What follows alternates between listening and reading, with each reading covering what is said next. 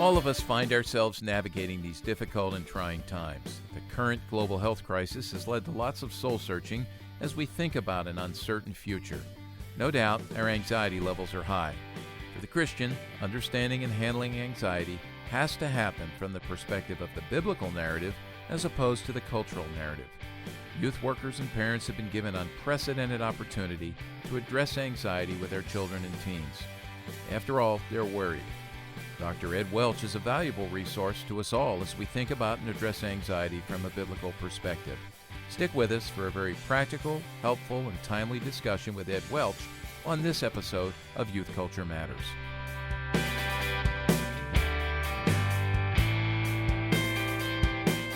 From the Center for Parent-Youth Understanding, this is Youth Culture Matters. If you're a parent, youth worker, educator, counselor, grandparent, or anyone else who cares about kids, we're glad you've joined us for this practical, informative, and hope-filled podcast. This is a place where together we talk and think Christianly about the rapidly changing world of today's children, teens, and young adults.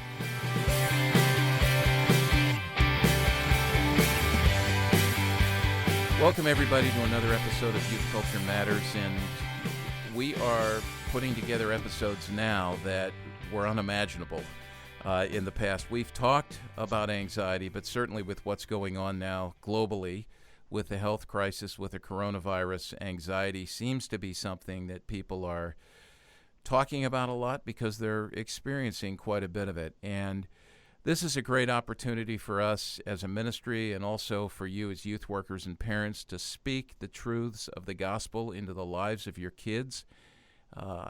I really believe, this is what's happened for me. This crisis has caused some uncertainty. It's caused me to ask some questions, and I really think it peels back in many ways these veneers that we have in our lives of trust in things that we should not be trusting in, and it forces us now to go to God and listen to God's word and trust in His grace and trust in His mercy. And certainly when it comes to anxiety, that's a reality as well. So in just a little bit, we're going to have a conversation with Dr. Ed Welch and talk about anxiety. Ed has written on this extensively. He's a counselor and a faculty member at the Christian Counseling and Educational Foundation just outside of Philadelphia. He has written extensively, as I've said, and we're going to talk about some of his resources, including a brand new resource in God's providence, very timely, just coming out now, that's written for students on anxiety. So we'll come back and talk about that with Ed and our other guests. But I want to just go to Jason real quick. Jason, thanks for coming on. I know you're up there in the Northwest, and as we conversed about this yesterday, it's not just a coronavirus, it's anxiety. Absolutely. Yeah, and it's being felt by so many. I just was having conversations via Zoom, which is just even crazy to say these days, but via Zoom with youth pastors here in our region. And that's what the students are dealing with, and that's what they are dealing with. And so it's something that they're trying to work through, because as they're helping their students, they're also dealing with the aftermath and the reality of what is and what is to come. Yeah, so there's a lot of upheaval, and certainly when that happens, that gets us thinking, especially as we're dealing with anxiety. So I've really benefited over the years, just in my own life personally and in ministry as well, from the work of Ed Welch. I've read most of his books. They've been extremely helpful. The organization that he's with, the Christian Counseling and Educational Foundation, we've developed many friends and been able to put many resources in the hands of youth workers. So Ed, thank you so much for joining us. I'm guessing you're realizing right now, people's heartache and brokenness. This is a growth industry. I don't mean to laugh, but we realize, as I said to you earlier, that for such a time as this, right? That's a great question. Excuse me for humming and hawing, but the short answer would be yes, for such a time as this. But we're talking about anxieties and fears, and as far as I can tell, they are either right under the surface or they're on the surface. So if they're not right on the surface like they are right now, they're always right under it. So this is always relevant. Yeah, and the gospel certainly speaks to this as we'll dive into this. I want to welcome one other person here on the podcast today, and that's our good friend John Parrott from Reformed Youth Ministries, rymonline.org. And John, you folks just released a resource, or it's in the process of being released, that Ed has written. Can you tell us a little bit about that? Yeah, well, thanks again for having me on. Yeah, it was just released, and it's entitled A Student's Guide to Anxiety. It's in a series we're calling the Track series. We believe that discipling students to be readers are one of the primary ways we need to be, engaging in the discipleship process. And so we want to get them theologically rich resources that are also accessible. So Dr. Ed Welch played a part in producing one of our first booklets that came out. Well, let's just jump into this, because we want to help youth workers and parents navigate this, not only the anxiety and fear that they're feeling in their own lives or they're experiencing, but also, difficult times give us great opportunities for discussion and to engage in Christian nurture with our kids. So I'll start with the obvious question, Ed. What is anxiety? Help us understand that from a biblical perspective. Anxiety tends to live out in the future. By the way, there are all kinds of words we could throw in here, Walt. Anxiety, fear, stress, worry, feeling out of control. These are all, it's all that particular field. What they're doing is they're looking out in front of us, sometimes a few hours out in front, sometimes a few days, sometimes a few years. And they're forecasting that things that are very important to us are at risk. That seems to be the basic idea of our anxieties and worries. I'm thinking about students, because I think we hear a lot about two of the words I hear a lot in the student population now. I hear a lot about identity, which certainly the gospel speaks to. That seems to be on the forefront of people's minds, and they go to different places to try to find identity. Certainly we know where to go, but I also hear about anxiety. Help us understand the difference between anxiety and fear. I know you've written about this, you've talked about this, and I think what's been helpful to me is begin to understand that anxiety can actually be a good thing, and there is a difference between anxiety and fear. I'm going to mess them all up and put them all in the same package overall. As we use it in normal language, fear seems to be something we can identify. It's vivid, it's close up, we see it, we can almost touch it. Anxiety tends to be a little bit more nebulous. We feel it. We feel the stress. We feel the jitteriness, and it's more diffuse. We can identify a number of things out there, but perhaps not one in particular. So fears might be more relevant today because we can identify concerns that we have. Yeah.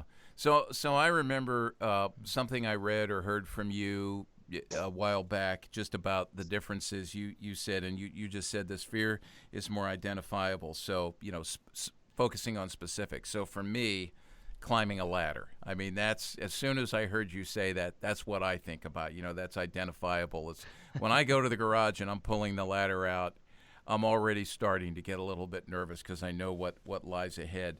And then I've heard you also say, as you just said, anxiety is more a general feeling of dread, a sense that a bad thing is about to happen.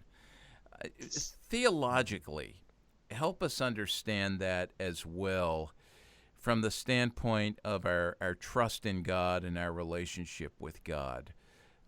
You've said this, I've heard others say this: do not worry, do not fear, do not be anxious, the most oft-repeated command in the Scriptures, which seems to indicate God knows we deal with this.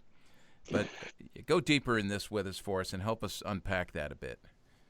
The last thing in the world we want is to somehow eradicate our fears and be numb to them. That's simply denial. Here's what we know about the human condition: we will have fears and anxieties. That is part of who we are. And I would say that they're going to grow as we get older. They're not going to shrink, because they're going to be, hopefully as we get older, there are more things at risk. There are more people that we love. And they're matters of life and death and disease and on and on and on. So that word, the phrase that Jesus has captures some of it. In this world, you will have trouble. Mm-hmm. There is trouble in this world. And our anxieties remind us that we are a whole lot smaller and weaker and out of control to do anything about today than we ever realized.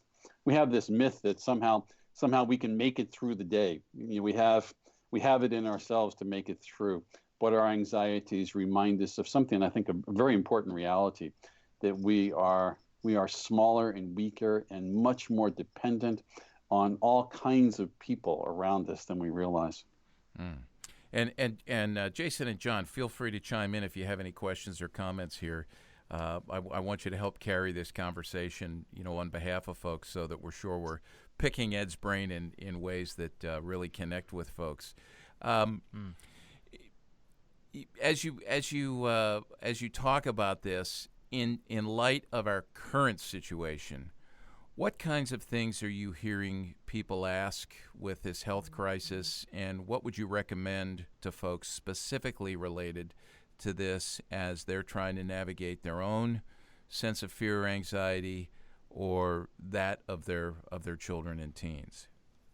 I guess the first thing I'm thinking is again, like we mentioned, anxiety and fears. They're always a matter for us to consider. Scripture makes these a very, very high-profile issue because it talks about our fears and anxieties simply all over the place. This is an occasion for individuals, but it's also an occasion for families to put anxiety into play, to say, here's something important to us, and here's a place where we want the Spirit of the living God to drive us in further to the very heart of God. So if I could especially encourage parents to not be thinking about their teens, but to be thinking about themselves. Yeah. When I would talk to my teenage daughters about Scripture, there would be two ways to talk about it. One would be as a kind of teacher, as an educator, which really wasn't that helpful for them. The other was as a co-struggler, and to share, here's my devotions. Here's how my devotions raise questions in my mind. Here's how my devotions were really helpful. Here's how I want to pray my devotions this morning. So please don't think that this is an occasion where we're the educators. This is an occasion where we are all together and we want to grow in hearing these beautiful words that God has to say to fearful people. Ed, you were talking about numbness just a little while ago and trying to, remain numb to some of our anxieties. And I was just curious, some of the common escapes that you see people make, to get away from their anxieties. I mean, it could be specifically to teenagers, but also to adults, to help us kind of see maybe the subtle ways in which we try to self-medicate our anxieties, those escapes that we go to and the ways that we numb it. Just any thoughts there that you can give us? Well, I'd like to get some of the rest of the thoughts on that one. I'll start. Noise is certainly one way to do it, and any kind of noise, from podcasts to music to background news to pornography. So. Yeah, one of the thoughts I had, and I think we talked about this yesterday, Jason, on the podcast we recorded yesterday, is, what happened when, several days ago, everything started to shut down. The NBA, the NHL, Major League Baseball. Is there going to be a National Football League draft? I mean, and when that started to happen, as I have told many people, it happened on a day when I was very excited to watch my Philadelphia Flyers possibly move into first place with a win in a game that was scheduled for that night. And when it didn't happen, I was in my hotel room up in Boston and had been looking forward to watch. I started to sort of pace around like, well, what do I do now? And then I was forced into thinking about, is this a diversion? And then you go the next step, this noise, is this actually an idol that keeps me from putting my eyes on the sovereign God of the universe who wants my worship, my time, and my attention? And so my fear in this, Ed, as you talk about noise, is that while much of it has been removed because of things getting canceled and we're being, quarantined at some level and cloistered, we still have social media.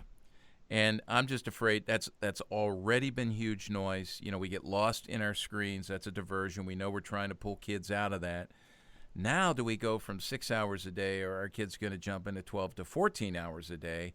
as a way to numb themselves. And John, I liked how you said anesthetize ourselves or medicate ourselves, self-medicate out of this. And so we really need to be watching this as well. Jason, did you have a comment or a question? Well, you make a great point with just the reality that we've lost a lot of our noise. And so there are really few options, and you brought up pornography. I think that's, and in fact, in Europe, Pornhub already is giving free subscriptions. And so there's an expectation that porn use is going to rise.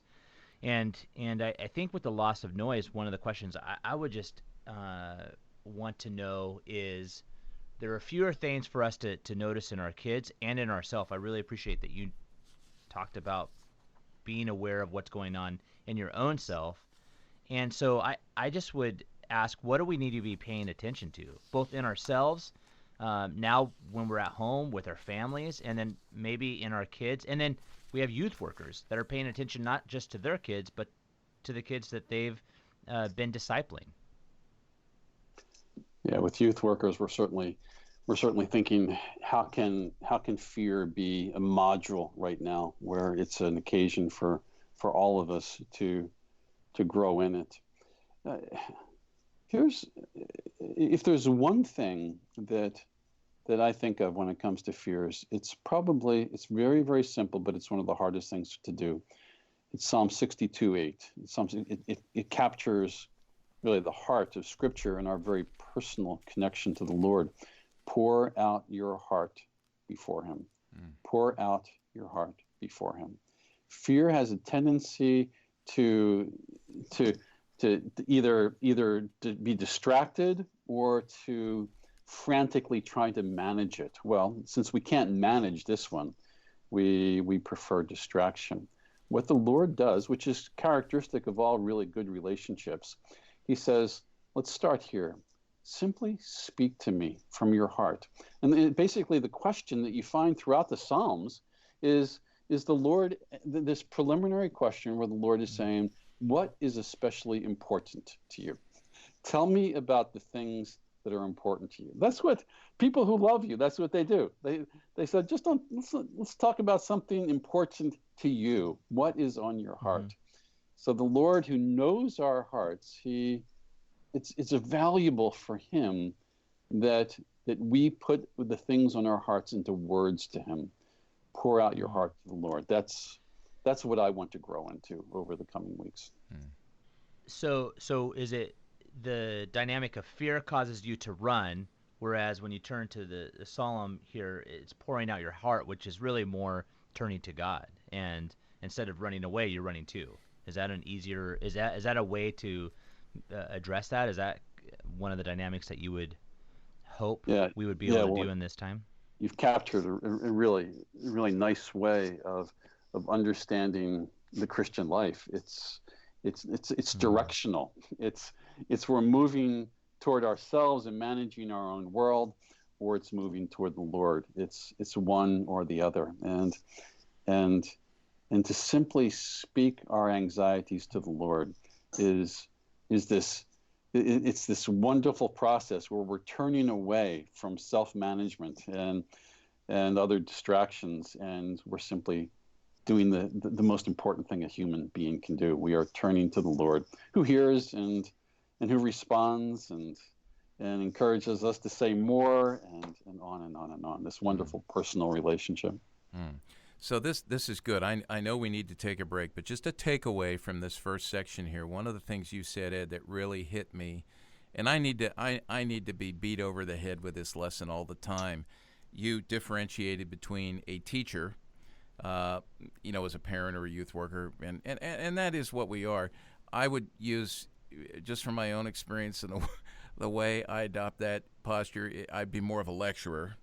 So as opposed to being a lecturer or teacher, we want to be co-strugglers, and we want to help our kids see, we deal with these things too, and let's walk through this together as we work through this. And I know you mentioned Psalm 62:8 there, pour out your heart before Him, and I just opened that up, and I love the words in that verse immediately before and after that, because it gives us even more reason to pour out our hearts to God. It says, trust in him at all times, O people.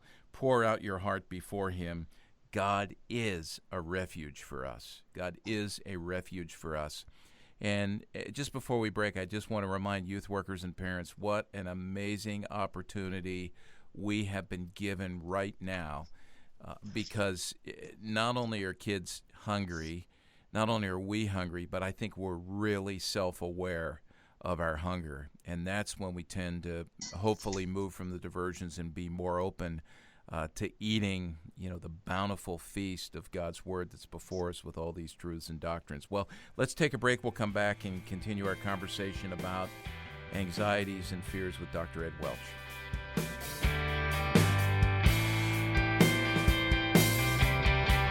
Someone once told me that readers are leaders and leaders are readers. I'm convinced that one of the most important disciplines for youth workers and parents is reading. I've also found that reading and discussing books together has helped me not only stay on a reading schedule, but to consider things that I might not have noticed on my own. That said, I want to invite you to join a reading community where together we read noteworthy and provocative books on important matters related to faith and culture. Our CPYU Reading and Discussion Group can be found on Facebook. Almost 500 people are a part of the group, and we'd love to have you join us. We read and discuss one book every 2 months. Just search on Facebook for the CPYU Reading Discussion Group and then request to join. I'd love to have you join us.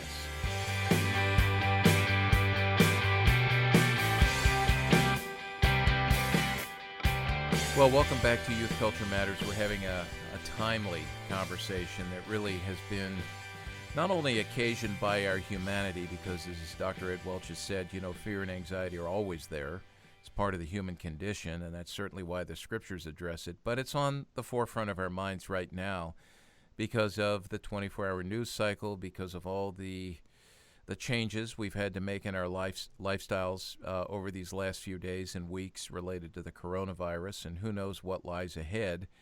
But I want to talk about how anxiety really drives us, I think, to our knees. As Ed said before the break, when we look at the words of the psalmist in Psalm 62, pour your heart out before him. There's something really fruitful that can come from recognizing our anxieties and fears and handling them in a way that leads to growth. And so, Ed, I want to ask you about a theology of suffering. We tend to avoid it. I watched Tim Keller's live stream last night where he talked about anxiety and just fear, and that's pain and suffering. And one of the things he talked about, and I think a lot of our folks who listen who are familiar with Tim Keller are familiar with this, he talked about how in past cultures, death, short lifespan, illness, heartache, suffering, it was just an expected thing that people lived with, and they learned how to handle it well. And certainly for followers of Christ, they were cognizant of it. But in today's world, we have just been lulled to sleep by the comforts of modern living, especially in our Western world and here in North America, that we have now come to, think that, we just can't even deal with suffering. So the diversion that we were talking about earlier, kind of self-medicating away from it. But there's something beautiful about suffering, that those who have suffered and gone to the cross and gone to Christ, gone to God, gone to the gospel, there's something redemptive about that. And you as a counselor are constantly engaging with people in the midst of their brokenness. Can you talk about suffering and a theology of suffering and what we need to understand? And then I won't say lecture, maybe I'll say teach, share as we are, co-strugglers through this, how can we live through this and adopt a good theology of suffering? Right behind our fears is this nagging question, and it goes something like this: why, if we have a good Father who is the sovereign one, who is over all the earth, who can calm a storm with a word, with just one word, he can make life better for us, why is it that we go through such hard things? It seems to me that that's a question that's relevant to everyone who has in any way reckoned with the person of Jesus Christ. There seems to be this sense that to be a Christian means that our life will be a little less filled with suffering than everybody else, because we have Jesus, and he is the one. He's taken away our burdens, he's taken away our sufferings, so our life is going to be a little bit easier. And here's the reality, that Jesus is determined in this particular era that we will go through everything the world goes through, that somehow we will not be spared the statistics of the viruses or the hurricanes, whatever it might be that assaults humanity. And this is the very will of God for us. And it became obvious to the disciples what was going on when you hear the Apostle Paul finally recognizing that, hold it. The one that I'm following went through the most difficult of sufferings. And he is, if I'm following him, why would I think that somehow I am going to be spared those difficulties? The way of the cross is the way where we trust our Father in the midst of our difficulties. So, Walt, you're identifying a critical issue that all of us, not just teens, all of us need to grow through. We need to be less and less surprised when there are hard things in our life, and we must understand that our Father is close at that time. He's not the God who is far away and is absent. He is the God who is especially close then. Let me. Jason, can I throw something in real quick here, because Ed, in the beginning, and I'll get back to you in a second there. You and I'll lose this thought. This is the way my brain is, but you talked about the question we ask. Why when Jesus could calm the storm with a word, just a word, why doesn't he do that in our lives? And it reminded me, because it's fresh on my mind. Last night we FaceTimed, a three-way FaceTime with my two kids who have children of their own, our grandchildren.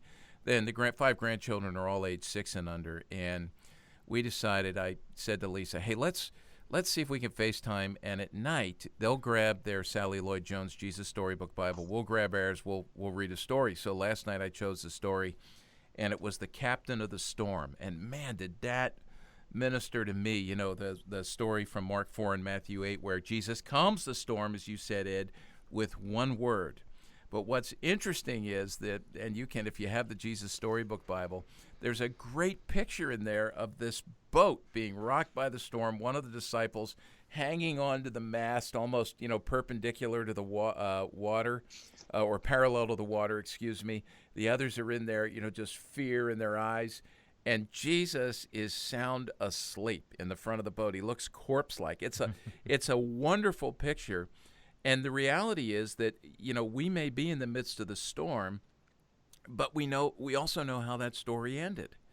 And I'm throwing that out there because that was really helpful to me overnight. So just a response to what you said there. Jason.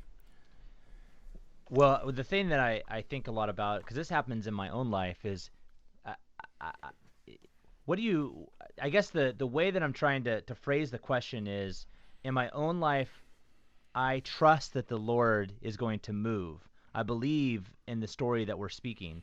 I believe that with one word, God can do an incredible movement. But what I'm also feeling in the midst of that is still some of that fear and anxiety. So I trust, but I still feel some of that. And I'm curious what your response is to something like that, where in the midst of that, I know the story. I know that with one word, Jesus can calm the storm. But in the midst of the storm, I then not only believe that, but then I also start having some of the fear, or I still in the background still have some of that rolling. Like, gosh, is it going to happen? I'm just curious what your thoughts are when you've got someone that's engaging in that. Like you're believing, you're wanting to believe, but you still have some of that. Like, I don't know. Yeah, and Ed, by the way, Jason's asking for counseling here, so send him a bill after this, after you give me your answer. That's what's going on here. No, but I think this is something that we all experience. I agree. Right? Like we say trust the Lord, and there is that dynamic that's still happening within us that's like, I trust, but then there's all these swirling other things that are happening. This is an occasion. This particular time in our history is an occasion for us to want to grow up just a little bit more. I think that's why we're even talking about these things. Good. And when we think about growing up, what does it look like? It looks like, well, we want to become like a child. That's one of the heroes that Jesus puts before us. And a child knows that he or she does not have a whole lot of power and authority. And the child has no choice but to trust the parent. So that's what we want to do. We want to grow up to be more and more like children. And what that's going to look like, Jason, I think you just captured it really nicely. It's going to look like not the extinction of anxiety, but this curious blend between anxiety and trust. This curious blend between, okay, Lord, I believe, help me in my unbelief. It's similar to grief. People who experience grief, what we're looking for in our grief is not the extinction of our grief when we've lost something very important to us. What we want is grief that is somehow mingled with trust. It's a strange combination, but that's what we're looking for. And Jason, I think that's what you just identified. And you make a great point with that of a child, because I remember as a child when my dad would say, "Jump out to me, I will get you." I was filled with fear. Like, I remember my dad was a firefighter. I'd get on a fire truck, and I remember one time being on the back of a fire truck, and my dad said, "Hey, I'll catch you." And I just remember that feeling like I know he'll catch me, but I'm so afraid that he's not. And it was the trust that I had that ultimately got me to move to I remember him saying, "I love you. I won't not catch you. I got you." And I jumped. And so it seems like that's a great way. And what I hear you saying is there's that faith. You still have that feeling of fear, but you have that faith to be able to move forward. Well, let me take that illustration and push it a little bit farther for us. That the Lord comes to us and he says, jump into my arms. And we're on top of the fire truck and we see him and we sort of want to, but we don't. We say, no, I am not going to jump. I'm going to find some ladder I can crawl down or something like that. Yeah. That is part of the Christian life where we see that he has the strength and the love to catch us, but we're not ready to jump. And then he says to us, don't be afraid, which is not a criticism. It's an invitation to know him. And so what he does is he begins to talk to us. He begins to speak to us about the reasons why we can trust him. And he's very patient with us. So that initial experience of, okay, I hear him saying, trust me, and I'm saying, I just can't do it. That's within the scope of life with Christ, because we are hearing him say, trust me. We're hearing his voice, and we would like to do something with it, but it's harder than we think. Yeah. Hey, John, you're a youth worker. You're training youth workers, and you're a dad. You know, you've got a house full there. You're on lockdown now, I'm assuming. What are you talking to your kids about in terms of fear and anxiety? How have you broached this with them? Because your kids span a fairly wide age spectrum. Yes, no, definitely. We've got a 12-year-old, I guess almost 13, all the way down to 3. And this isn't avoiding the question, but it's a question I've got, and I want to throw it back to you guys. And Ed, especially, I'd love for you to answer this. Is kind of going to the other extreme. Is what about the children, the youth that have no concern, no anxiety about what's taking place right now? I know that there are some who are, inconvenienced by not being with their friends, so they're bothered by the coronavirus for that alone. And I guess it kind of dovetails into something that you said earlier of, the older we become, in a sense, our anxiety should grow because we're more aware of the dangers that are out there. And so how can we have discussions with our children to educate them on anxiety and to say, no, look, you should be scared about this, without creating just this, anxious basket case of a child. So I guess that's my question of kind of getting the other end of the spectrum. Does that make sense? It makes perfect sense. So I'll take an initial dive into that. It seems to me that would be that would be a fair way for many teens to live, especially if they're in school. They don't have school right now, and it's they have more freedom, and everybody around them seems to be fine. So it seems like it'd be a time for fewer anxieties. They don't have the exam that they were dreading. It's no longer there. I think there are a couple of ways to do that. One is, well, it's still a good occasion to hear Jesus's words about anxieties. And so the question is, well, when have you had anxieties? And here's what we know about human beings. Their anxieties and worries, they're always in our hearts. So what are the kinds of things that you worry about other than school or other than a virus? So it becomes an occasion for that. The other is that the nice thing about having children is that chances are we're going to have them for a while.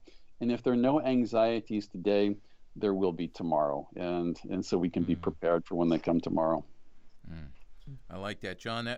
That was a great question, and I really appreciate that. We're going to take another break here, and when we come back, we're going to jump a little bit deeper into this and even look at some more practical suggestions that parents and youth workers can latch onto and engage with as we work to navigate what's happening in our culture right now in ways that bring honor and glory to God. Stick with us.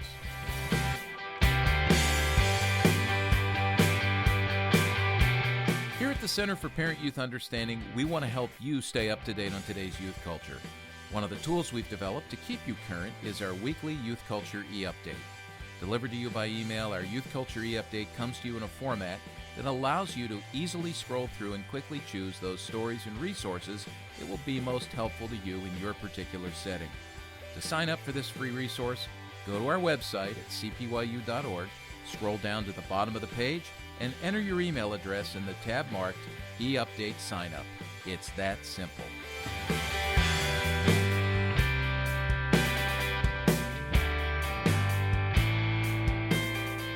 Thanks for sticking with us here on Youth Culture Matters, having a great conversation around anxiety, and we're going to get to some suggestions here shortly. But before we do, Chris Wagner actually had a great question that I want to turn over to you, Chris, to be able to ask Ed.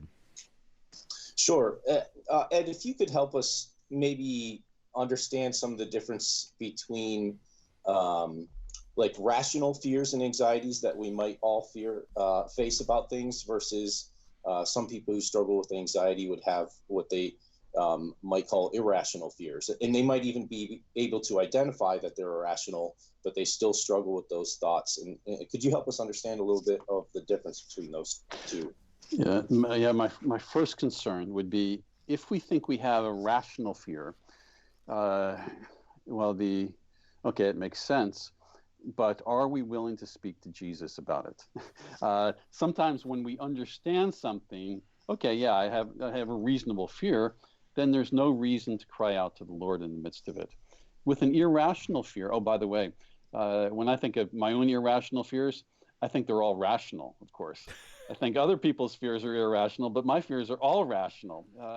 But I think what you're teasing at, if we think for a moment that our fears are a bit silly, are lesser, are a bit more foolish or irrational, we are going to keep them to ourselves. And that is this diabolic lie when it comes to fears. Fears are meant to be spoken first to the Lord and then to other people. So the last thing we want is for us to think that somehow our fears are just too ridiculous to even speak of. We're not going to speak to the Lord if we have those. Ed, to follow up on that, I was thinking here, we were talking a little bit before the break about suffering, and I read last year this book by Greg Lukianoff and Jonathan Haidt called The Coddling of the American Mind, where they talk about the three great untruths in our culture right now that we believe, and one of them is what doesn't kill you makes you weaker, which is totally opposed to a good theology of suffering, where it's a twist on what the normal phrase was for that. What doesn't kill you makes you stronger. And we know that in the gospel we see that our suffering builds us up. When God brings us to the end of ourselves and we jump to Him, He does make us stronger. Suffering is redemptive. I've experienced that.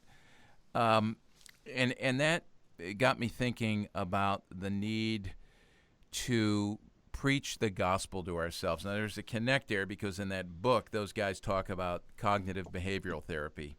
And I would highly respect your opinion on that. I respect you on, as a counselor on so many of these things. And I've sort of twisted that in my own mind when I think about the need to preach the gospel to myself and tell myself the truth. I don't have multiple personalities. That was a slip up.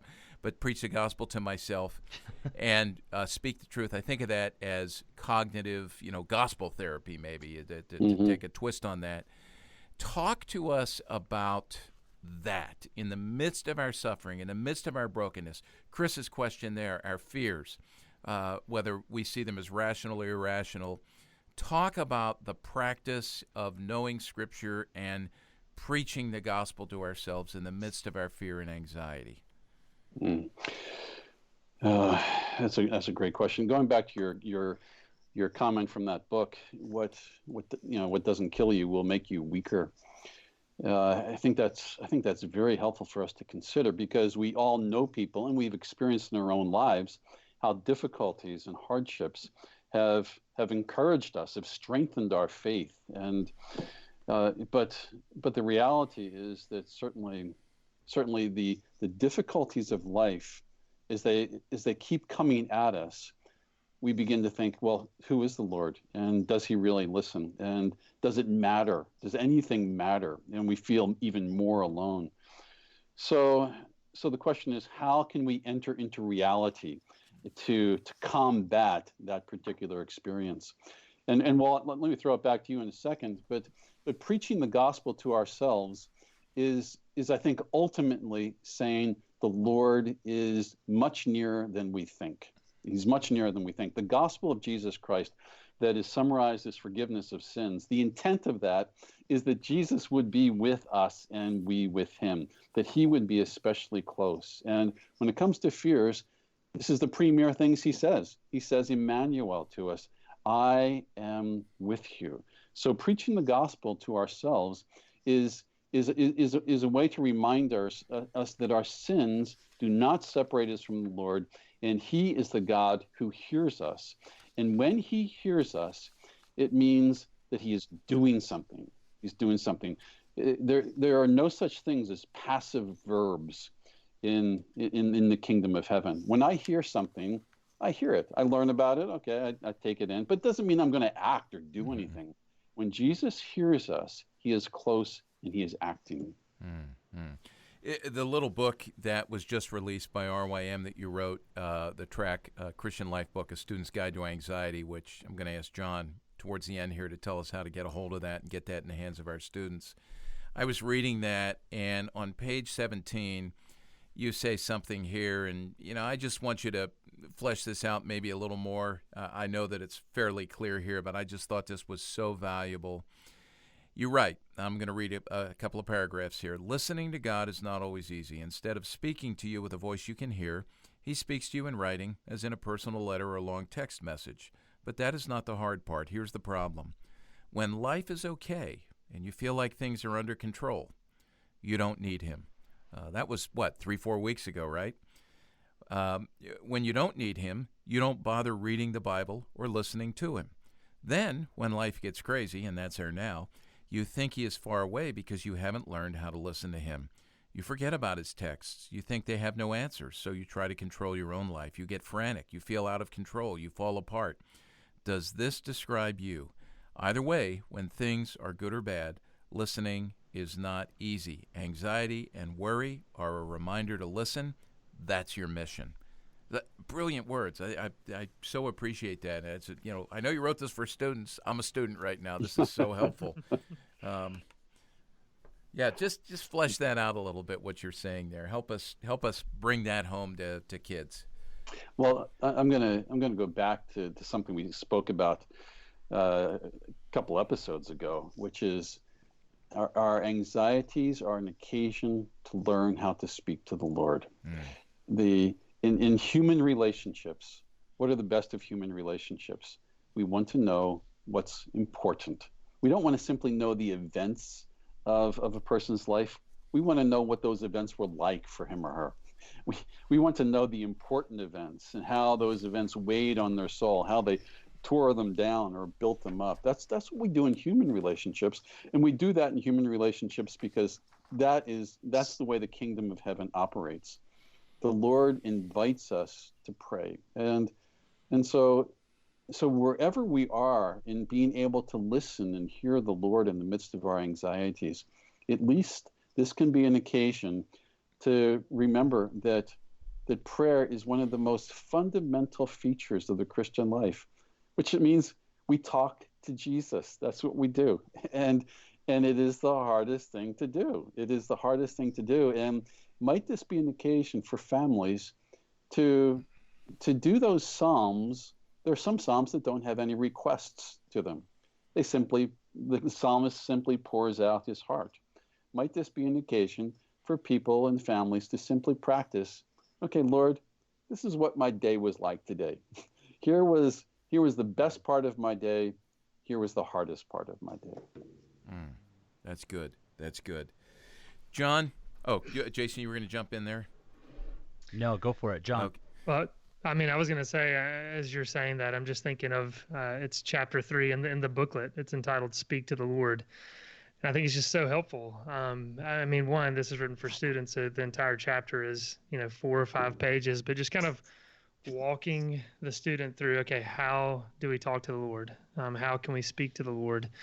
And so it's just a very tangible way to just kind of hold a student by the hand, help them understand, prayer can be this complex kind of difficult process because spiritual warfare, all of these things, but helping to simplify it as this is speaking to the Lord, even when you don't really know what it is you're trying to say. Just kind of, again, going back to Psalm 62 that we reference, pouring your heart out to the Lord. And so just really appreciate how you kind of walk the student through, okay, how does this look like, or what does it look like practically?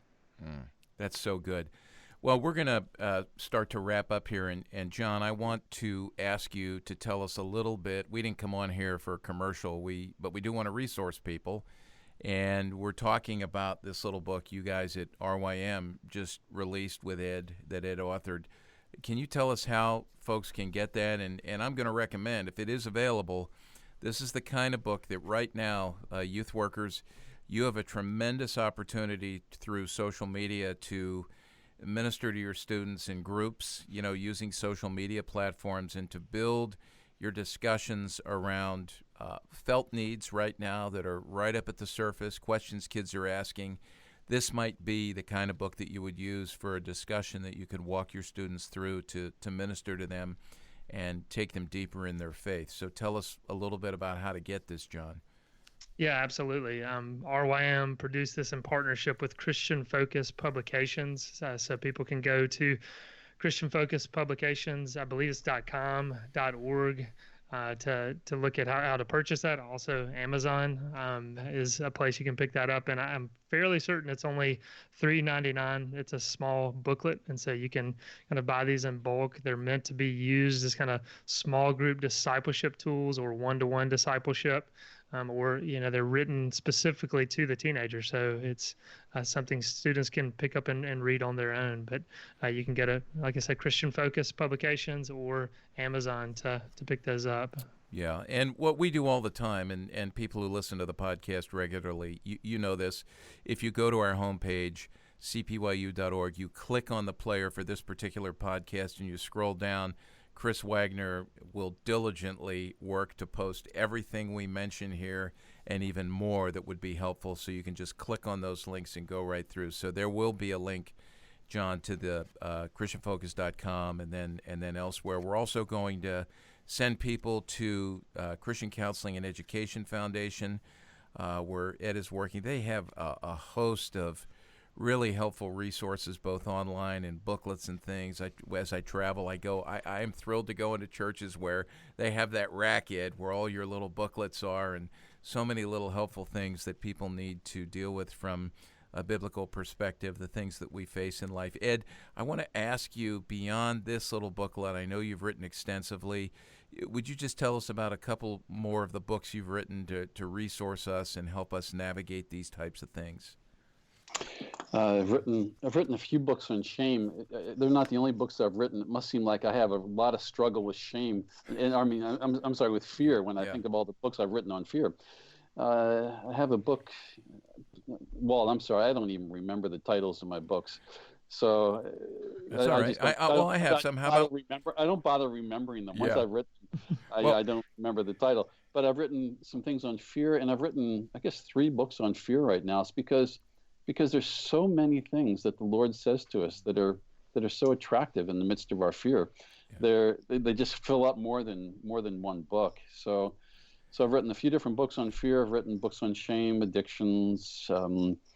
I basically just go through my problem list that I see in my own life and I see in my friends and write about them. So. Yeah, we'll get all those up there. Chris will find those. There's one I do want to mention that has been very helpful to me. I love it.